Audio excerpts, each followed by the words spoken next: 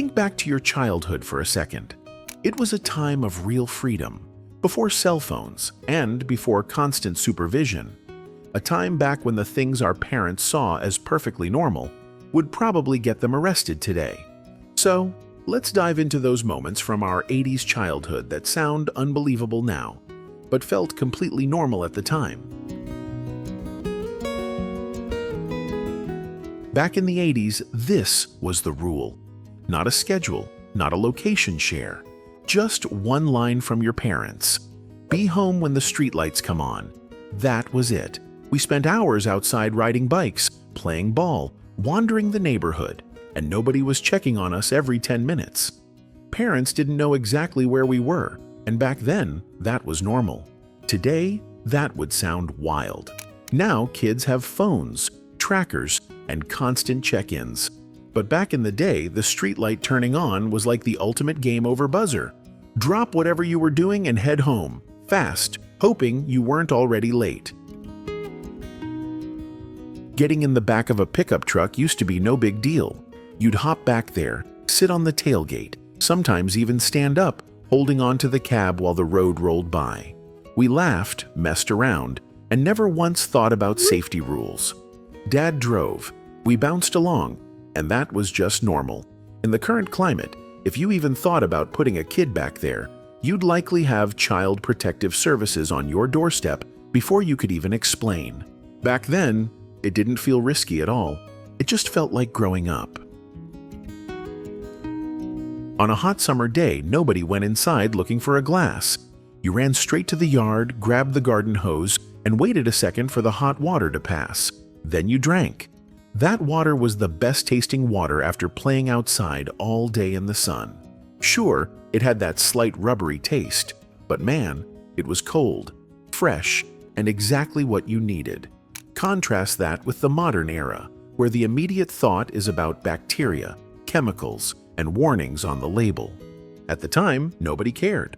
You took a few big gulps, wiped your mouth, dropped the hose, and went right back to playing like nothing else mattered. These weren't toy darts. They were heavy, metal-tipped lawn darts that you threw high into the air and just hoped they landed near the target, and not in someone's foot. Kids played with them right in the yard, aiming, tossing, and trusting everyone else to stay clear.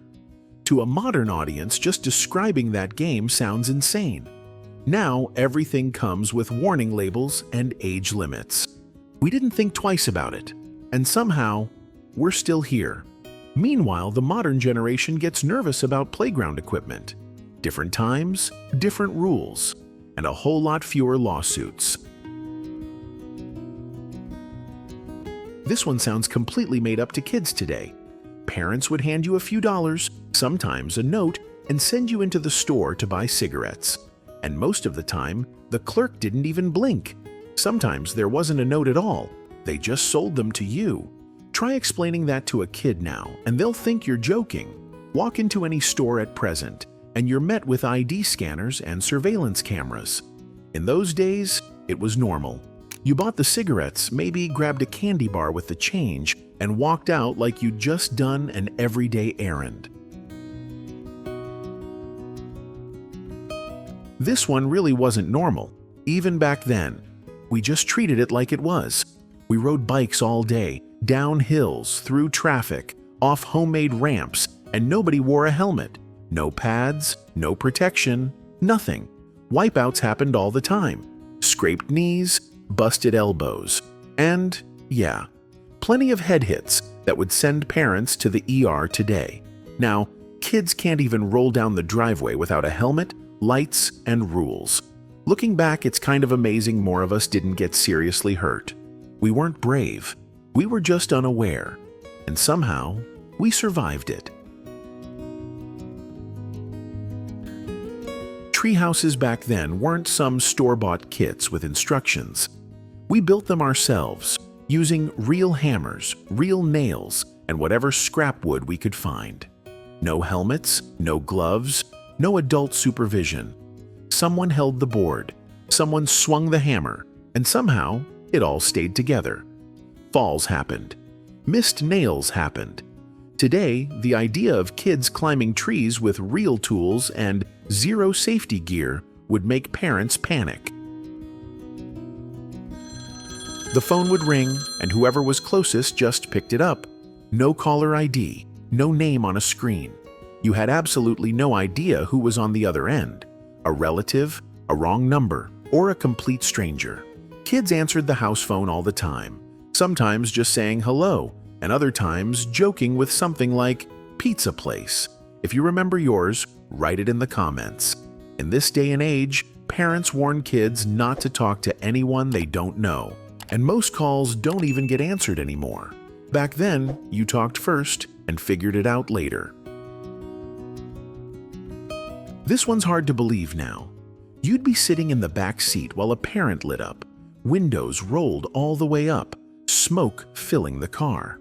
If you were lucky, the car had one of those little wing windows, and cracking that thing open felt like a lifesaver. We'd complain we couldn't breathe, ask for a window to be opened, and nothing changed. In the world we live in now, smoking in a car with kids would cause an instant meltdown. Back then, it was just another drive home. Eyes burning, clothes smelling like smoke, and everyone acting like it was no big deal.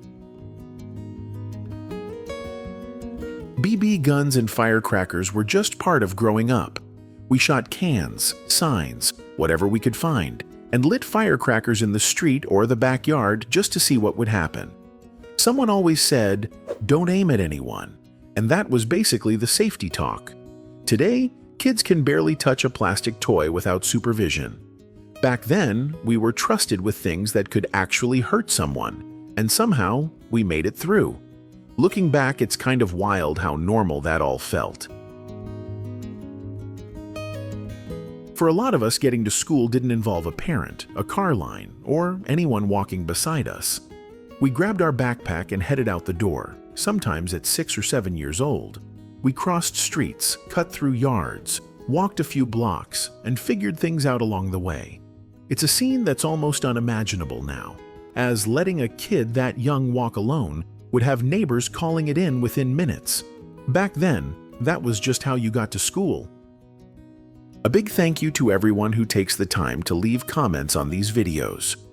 Reading your stories and memories is honestly one of the best parts of doing this. If any of this brought something back for you, share it with a friend, a sibling, or someone who remembers these things the same way you do.